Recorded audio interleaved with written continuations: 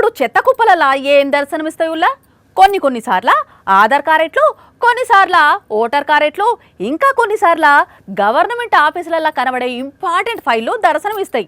ఇక మొన్నటికి మొన్న తెలంగాణలో కాంగ్రెస్ గవర్నమెంట్ వచ్చినాక ప్రజాపాలన దరఖాస్తులు కూడా చెత్త కుప్పలల్లో ఇంకా కొన్ని రోడ్ల మీద దర్శనమిచ్చినాయి కదా. అయితే ఇప్పుడు మాత్రం బాప్రే కందద్దాలు అవి మళ్ళా కేసీఆర్ సార్ కండ్లద్దాలు తీసుకొచ్చి చెత్త కుప్పల పడేసిండ్రు. చూసేతందుకు రామసక్కదనంగా ఉన్నాయి. మొత్తం పింకు డబ్బాలు కేసీఆర్ సార్ ఫోటోతో ఉన్నవే పారబోసిండ్రు. అయినా దవాఖానలు ఉండే అద్దాలు ఇడికెట్లు వచ్చినాయి, ఎవరు కోపంతో వారబోసిండ్రు అని అంటే ఇగో ఈ అన్న చెప్తాడు. ఇనుండ్రి, చెప్పవే అన్న. ఇంత దుర్మార్గమైన చర్యకు పాల్పడ్డ వైద్యాధికారుల పైన జిల్లా కలెక్టర్ చర్య తీసుకోవాలి. వికారాబాద్ జిల్లా ఆలంపల్లి కొత్తగడి శివార్ దగ్గర ముచ్చటిది.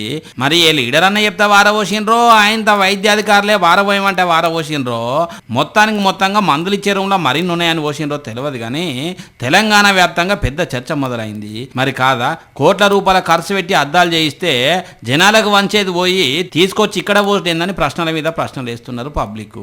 మరి ఆఫీసర్లు దీని మీద ఏం సమాధానం చెప్తారో, ఎట్ట దాట వేస్తారో తెలియదు. కానీ బీఆర్ఎస్ పార్టీలు మాత్రం కేసీఆర్ పోటు ఉన్నదనే కాంగ్రెస్ వాళ్ళు ఈ పని చేసిర్రు అని సోషల్ మీడియాలో సొట్లు పెడుతున్నారు.